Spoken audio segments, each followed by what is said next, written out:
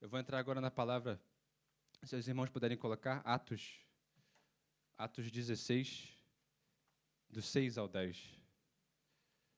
Vou tentar resumir o máximo aqui.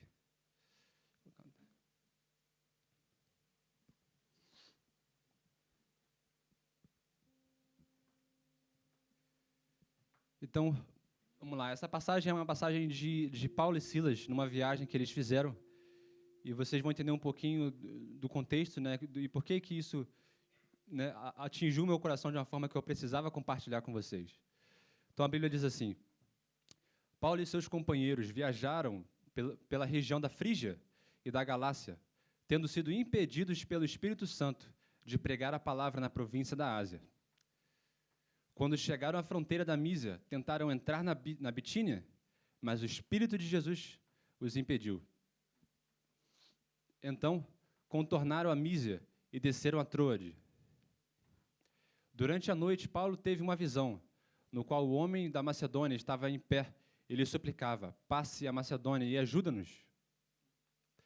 Depois que Paulo teve essa visão, preparamos-nos imediatamente para partir para a Macedônia, concluindo, e aí eu enfatizo essa palavra, concluindo, que Deus nos tinha chamado para lhes pregar o Evangelho.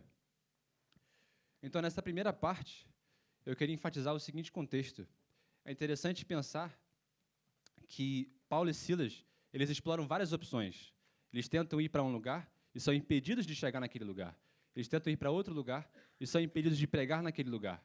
E aí, então, Deus vem e os orienta a passar a ir para um outro lugar.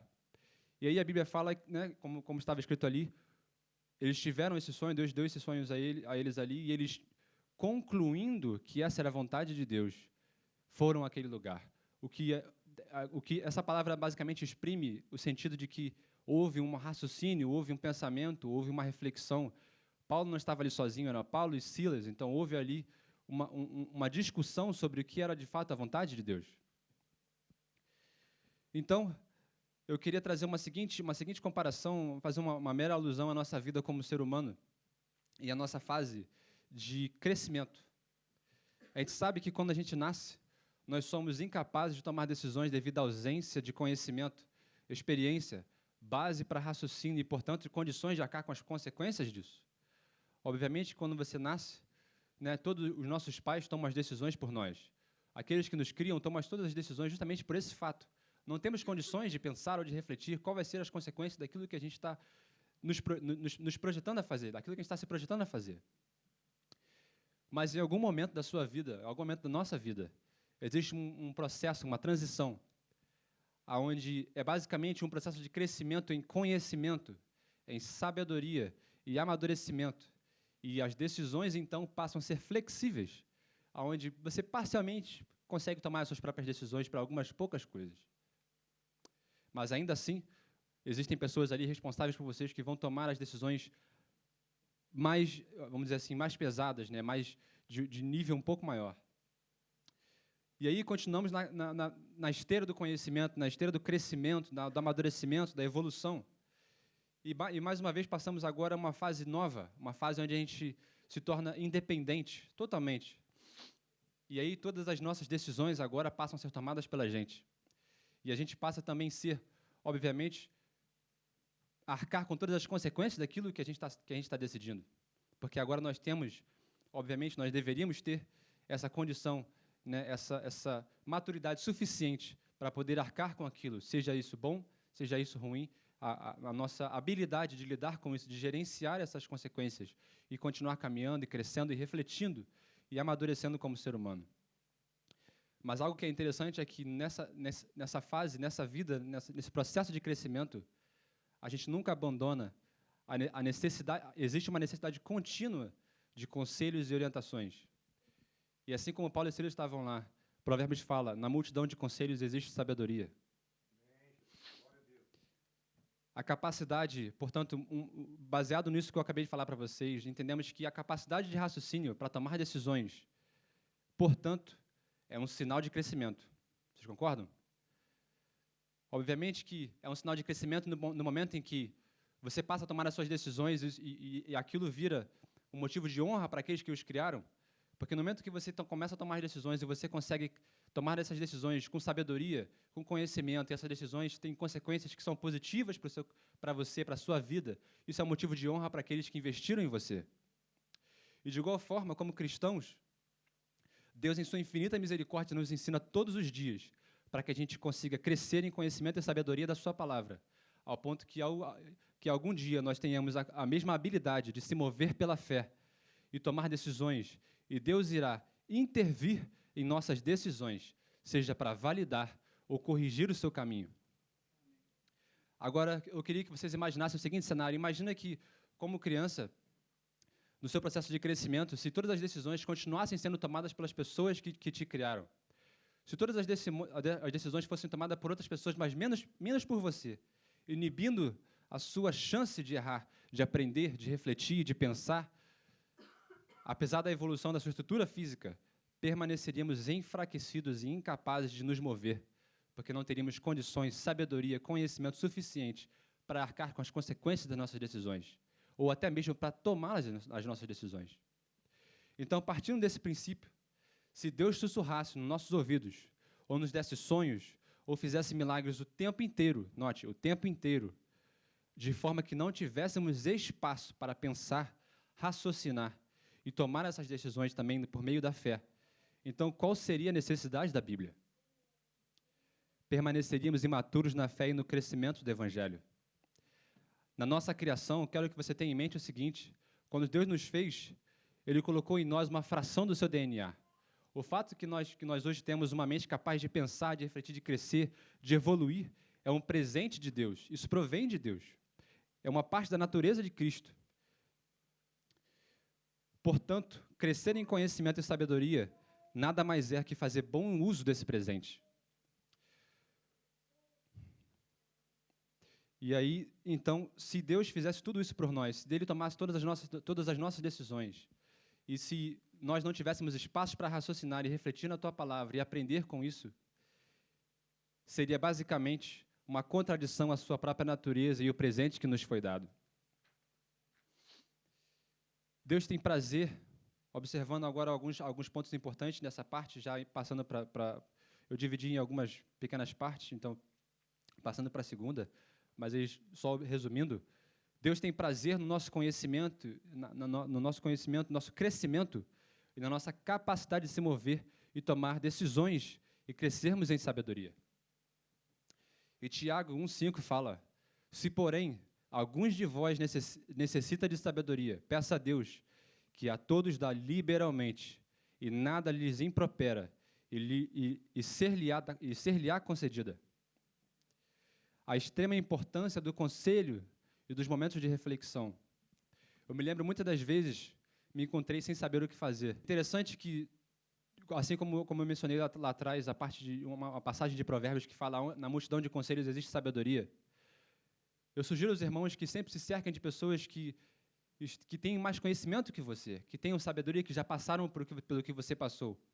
Porque muitos foram os meus amigos aos quais eu recorri, que me aconselharam, que me deram boas sugestões de trabalho, de como fazer um melhor currículo, de como fazer as coisas caminharem de uma certa forma, XYZ, de como eu consigo resolver um certo problema.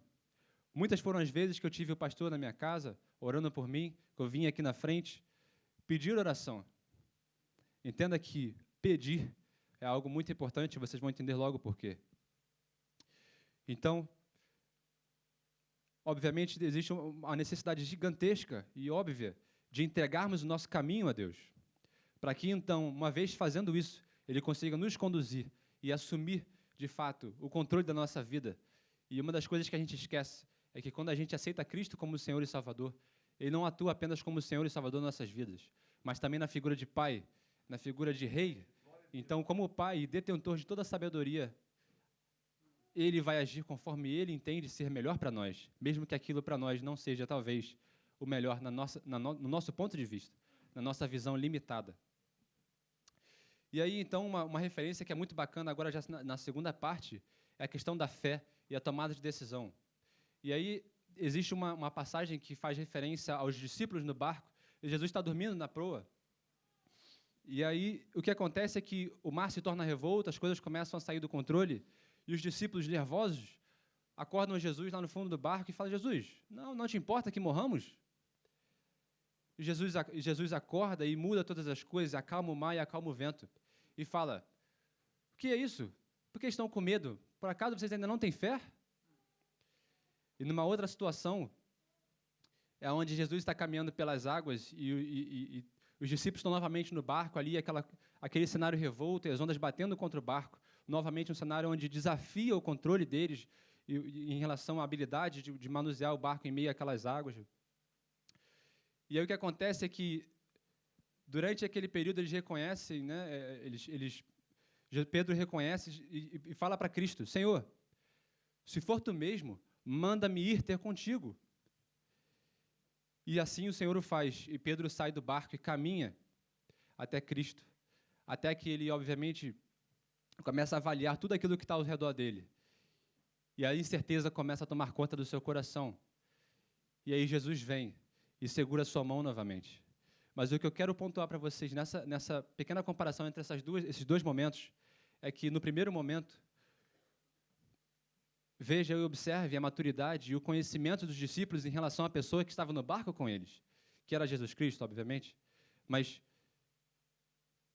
eles transferiram a condição e a responsabilidade de lidar com a situação a Cristo, a oportunidade de, com base naquele que está no barco comigo, eu sei e eu creio que eu posso todas as coisas naquele que me fortalece. Eles abdicaram dessa oportunidade, não tiveram esse conhecimento, essa maturidade naquele momento. Mas no segundo momento, Pedro pede a Cristo: Senhor, se for tu mesmo, manda-me ir ter contigo. Segundo ponto que eu gostaria que vocês observassem. É muito fácil, né, para muitas pessoas que, às vezes, por circunstâncias da vida, simplesmente: eu não acredito em Deus. Eu acredito em várias coisas. Mas é muito difícil. E aí eu desafio, se você tem essa mentalidade, eu desafio você a pedir a Cristo para caminhar para perto dele e para viver uma experiência com ele. E isso não mudar a sua cabeça, isso não mudar o seu coração. E foi exatamente isso que Pedro fez. Em algum momento, Pedro teve um crescimento exponencial quando ele caminhou a uma certa parte e Jesus vem e segura a sua mão. Naquele momento, a sua fé foi validada. Aquela pessoa ao qual ele aplicava a sua confiança, aquilo para ele foi confirmado no coração dele.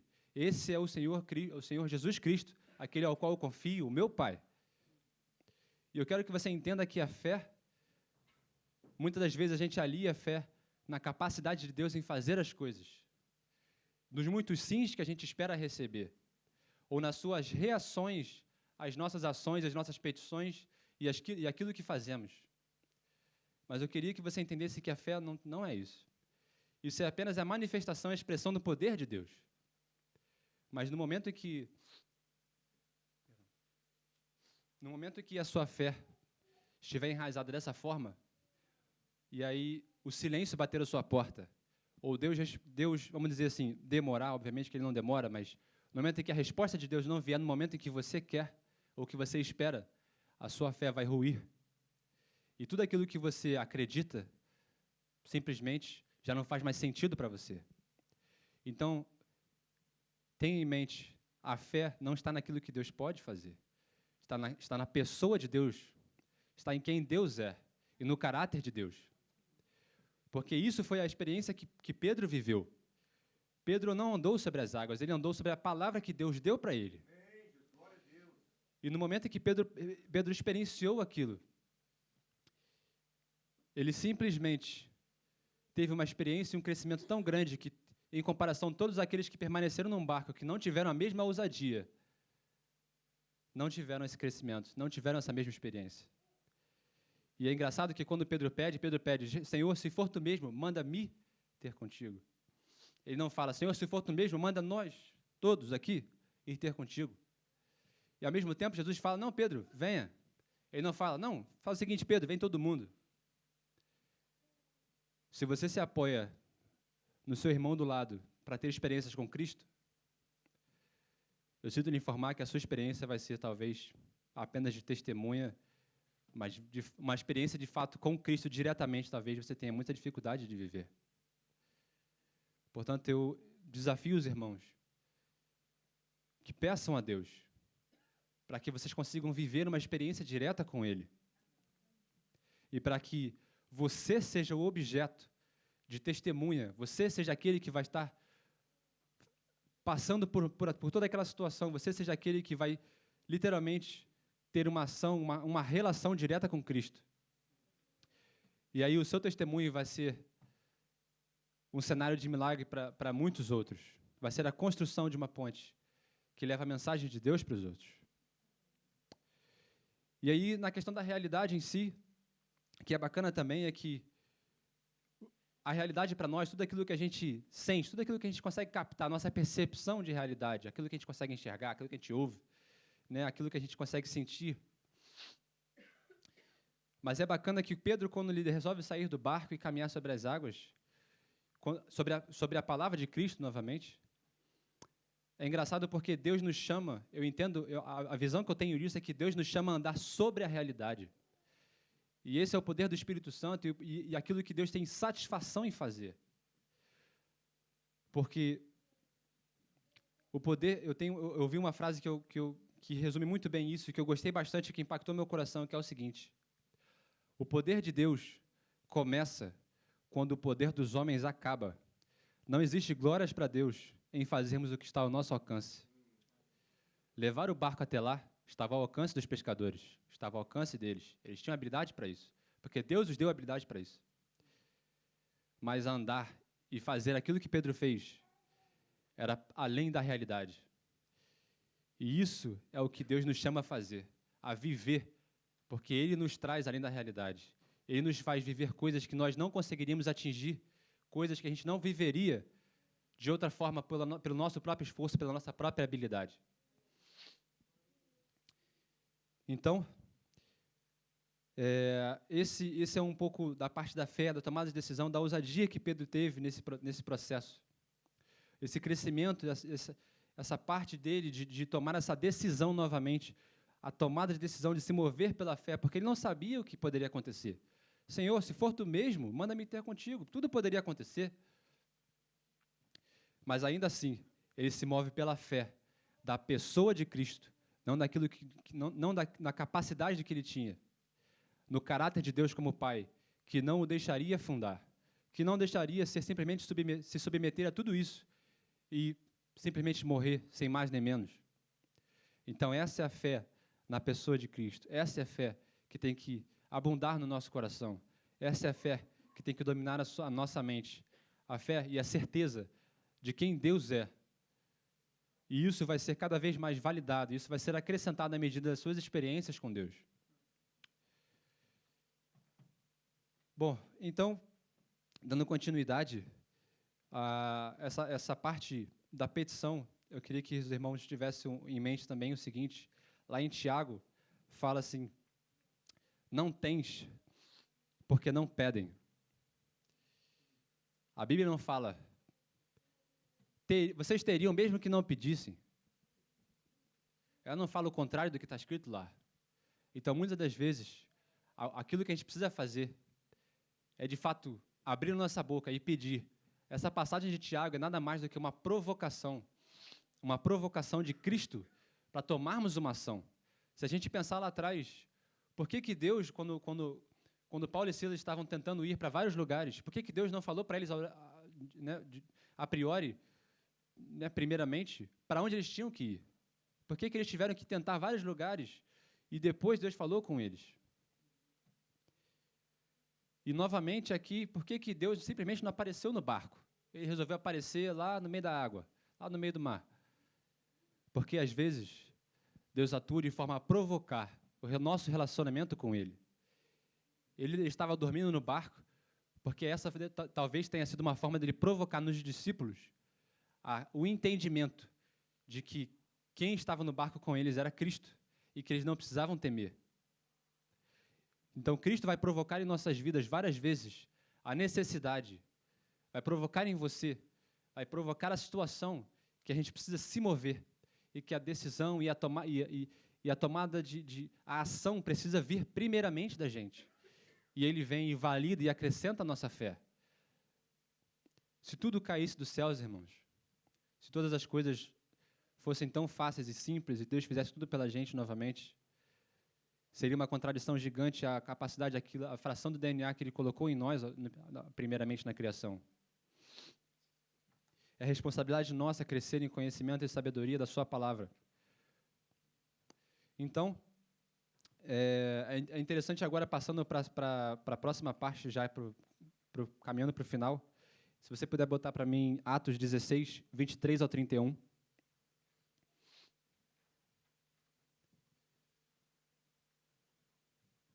Os irmãos estão acompanhando? O pessoal já, mas... Então, a Bíblia fala assim, depois de serem severamente açoitados, foram lançados na prisão. O carcereiro recebeu instrução para vigiá-los com cuidado. Tendo recebido tais ordens, ele os lançou no cárcere interior. Ele lhes prendeu os pés no tronco. Por volta da meia-noite, Paulo e Silas estavam orando e cantando hinos a Deus. Os outros presos os ouviam. De repente, houve um terremoto tão violento que os alicerces da prisão foram abalados. Imediatamente, todas as portas se abriram e as correntes de todos se soltaram. O carcereiro acordou e, vendo as portas abertas da prisão, desembainhou sua espada para se matar, porque pensava que os presos tivessem fugido. Mas Paulo gritou, não faça isso, estamos todos aqui. O carcereiro pediu a luz, entrou correndo e trêmulo prostrou-se diante de Paulo e Silas. Então levou-os para fora e perguntou, senhores, que devo fazer para ser salvo? Eles responderam, creia no Senhor Jesus e serão salvos você e os de sua casa. Então, novamente, eu gostaria de quebrar um pouco do conceito de prisão com vocês. Eu queria que vocês tivessem em mente, a ideia de prisão é um lugar de desconforto, um lugar onde você não tem opção de saída, onde nada está no seu controle, uma situação de limitação das suas ações, dos seus recursos. Não existe nada que você possa fazer que vá mudar essa situação.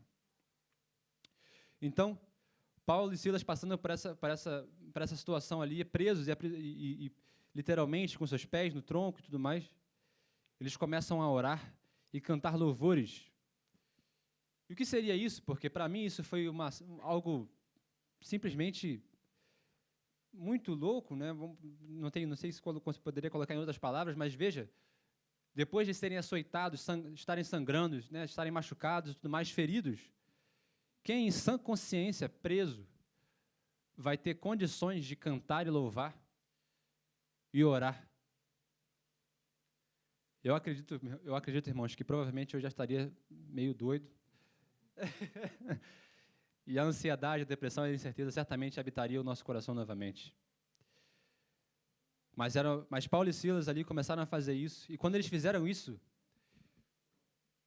isso na verdade foi um posicionamento de Paulo e Silas como adoradores e cartas vivas para que os que estavam ao seu redor pudessem ver quem eles eram e pudessem de fato ter o impacto e pensar com eles mesmos, né? O que está acontecendo? Quem são esses caras malucos que estão aqui cantando, todo machucado, preso?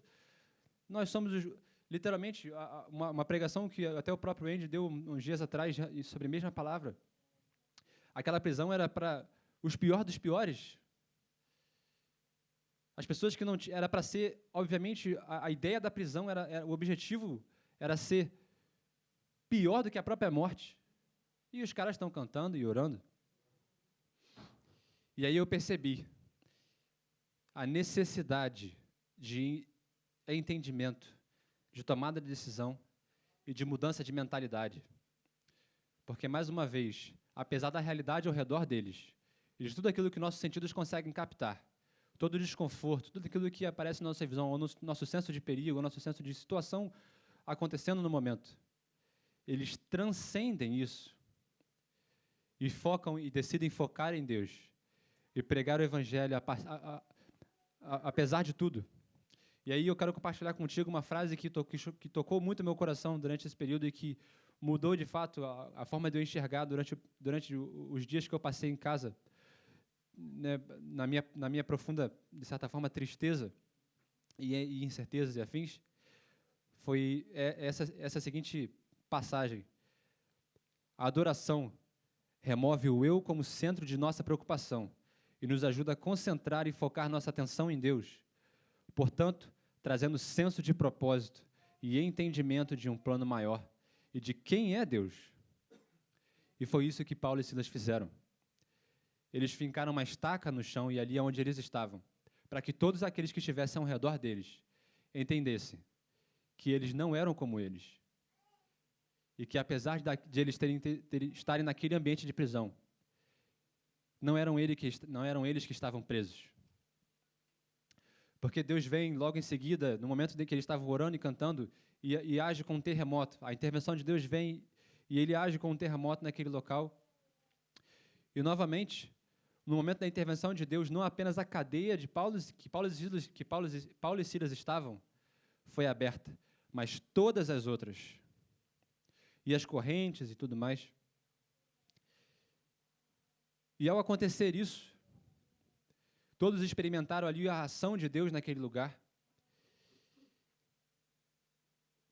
E aí o que acontece é que o carcereiro, ao perceber que todas as celas estavam abertas, tudo aquilo que estava prendendo as pessoas aos quais o próprio carcereiro, na figura que a gente entende que provavelmente não é uma figura muito boa, era aquele responsável por tocar o terror, de fato, na vida daqueles que estavam ali. Quando ele percebe que todos estavam soltos, e tudo aquilo que ele confiava, todo o sistema que ele tinha, a qual ele se aplicava, ao qual ele participava, ruiu. E a única saída que ele conseguiu enxergar foi tirar a própria vida. E aí, nessa parte, eu quero que vocês entendam que Paulo e Silas, naquele momento, foram a representatividade de autoridade dada por Deus. Porque não apenas o carcereiro teve a oportunidade de enxergar e viver uma experiência como tal, uma experiência onde Deus agiu daquela forma e salvou a sua vida literalmente, porque ele poderia estar morto facilmente se fosse de outra forma. Mas todos os outros prisioneiros que permaneceram ali, porque eles também enxergaram e observaram as cartas vivas, por nome Paulo e Silas, uma autoridade, algo que vinha de Deus, algo que não poderia acontecer simplesmente do nada. E cirurgicamente abrir todas as células, e cirurgicamente abrir, né, tudo aquilo que prendia eles ali. Então, alguns pontos importantes, e aí eu vou entrar um pouco na visão do carcereiro. Alguns pontos importantes a serem observados é o seguinte: Deus pode intervir e parar o sofrimento. Isso significa soberania de Deus. Deus não vai intervir sempre. Isso significa propósito. Quando Deus não intervir, ore e louve. É mudança de mentalidade.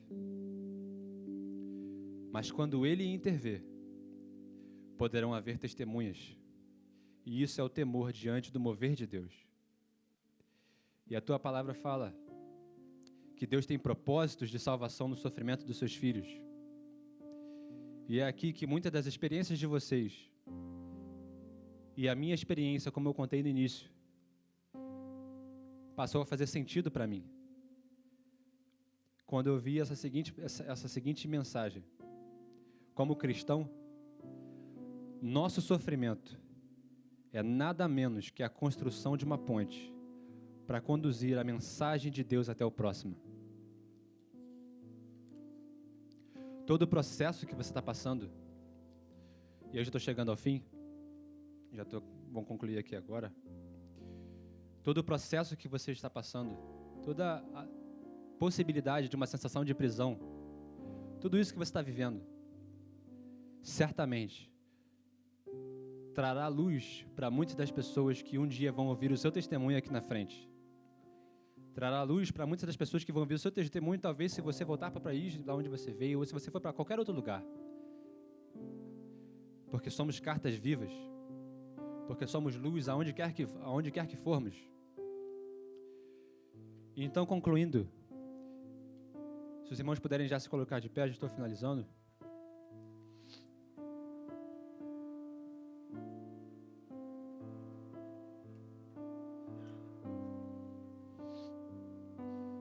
Concluindo essa passagem, eu quero que vocês entendam que a figura do carcereiro ali representa aqueles que vivem sobre o jugo do mundo, que muitas das vezes pode até te dar a ilusão de que tudo está certo, está tudo bem, tudo e todos que você confia nunca vão falhar com você. A ilusão de que está tudo sob controle e nada um dia vai falhar contigo. E nada vai te deixar desapontado, aqueles que você confia, o sistema ao qual você participa, e você coloca tanta confiança que esse sistema é o tal e nada vai te acontecer.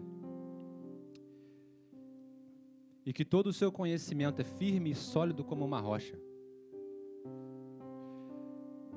Mas no dia que você falhar, e como todo ser humano nós falhamos, no dia que você falhar, e não for mais benéfico ao mundo, não for mais aquele amigo que está ali, que topa todas, não for mais aquele que costuma estar ali junto com seus amigos na bebedeira, não apoiar mais aqueles que fazem das mentiras uma forma de ganhar dinheiro, não for mais daquele que apoia tudo aquilo que vai contra a palavra de Deus. Quando a sua vida não for mais benéfica ao mundo, tudo que você tinha como alicerce da sua vida, tudo que você aplicava a sua confiança, desmorona, e todo o seu entendimento já não vale de nada. Então, nesse momento, a pressão é tanta que muitos desistem. E a única saída que eles enxergam é tirar a própria vida. E é isso que está acontecendo com o mundo hoje. É por causa disso que muitas das vezes a gente tem visto tão de perto pessoas tirando as suas próprias vidas. Com tristeza profunda. Não conseguem enxergar uma saída, não conseguem enxergar nada do que pode acontecer, nada daquilo que eles possam fazer para mudar aquela situação. Porque tudo aquilo que eles tinham como entendimento já não vale de nada. Esse é o jugo do mundo. Mas eu tenho uma notícia para você. Se você se encontra dessa forma, se você se encontra nesse cenário, e de alguma forma você se sentiu tocado pela palavra, eu tenho algo a te dizer. Em Mateus 11, 28 fala assim: venham a mim todos os que estão cansados e sobrecarregados, e eu darei descanso a vocês. Tomem sobre vocês o meu jugo e aprendam de mim, pois sou manso e humilde de coração, e vocês encontrarão descanso para as suas almas, pois o meu jugo é suave e o meu fardo é leve. Pois o meu jugo é suave e o meu fardo é leve.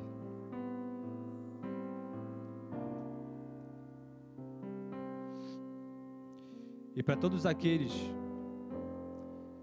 que se sentem passar por algum tipo de prisão, meus irmãos em Cristo, que talvez estejam passando por situação similar ao que passei, ou por alguma situação de prisão devido a questões físicas, mentais, emocionais, incertezas da vida, eu vos digo, orem e louvem, porque a prisão não é para sempre. Somos ferramentas nas mãos de Deus. Ele é Pai. E o seu processo, e tudo isso que você está vivendo novamente, vai ser a ponte que vai levar luz para todos aqueles que um dia ouvirão o seu testemunho. Você, um dia, estará dando a palavra e as pessoas vão ver a sua vida. E a palavra de Deus fala que tem uma passagem que diz: a sua palavra é provada. De que forma isso acontece? nós somos objeto da provação. A palavra de Deus é provada e muitas vezes nós referimos a ela como espada, afiado bastante para dividir juntas e medulas. E o que isso tem para dizer para vocês, irmão? Significa que a palavra de Deus é suficiente e eficaz para causar mudança de estado, mudança de vida. Então, portanto, meus irmãos em Cristo, tudo o que você está passando, não se esqueça, você é o objeto da provação. E a palavra de Deus está sendo provada através da sua vida. E através da sua vida, você alcançará muitos. Então, finalizando, viver e tomar decisões pela fé resulta no crescimento da intimidade com Deus e que, por consequência, traz libertação e paz que excede todo o entendimento. Peço aos irmãos que se apliquem em crescer em conhecimento e sabedoria da palavra de Deus. E que a gente possa crescer na habilidade de se mover pela fé. E pela fé, Deus vai corrigir o nosso caminho. Ele vai intervir, porque isso é o relacionamento com Deus. Não existe relacionamento com Deus onde só Ele faz as coisas, onde só Ele precisa agir. Todos os cenários que eu passei para você, a ação primária foi dos discípulos. E a reação foi de Deus em validar a fé deles, em corrigir o caminho deles. Pastor, se você quiser. Então, finalizando, eu não sei, espero em Deus, mas não sei se vocês, espero que tenha contribuído para a vida de vocês com essa palavra. E se existe alguém aqui que sente no coração de vir à frente, se você se enquadra, se você se reconhece na figura do carcereiro, na figura de alguém que anda sobre o jugo do mundo e que não quer mais andar dessa forma, venha à frente, seja ousado. E se você se encontra numa fase como a que eu passei, de prisão, onde você já não vê mais o que você pode fazer, e todos os seus recursos já não existem mais, venha à frente para que a gente também possa orar por você, para que Deus venha com a intervenção dele sobre a sua vida, e que logo você possa também estar dando seu testemunho aqui nesse lugar.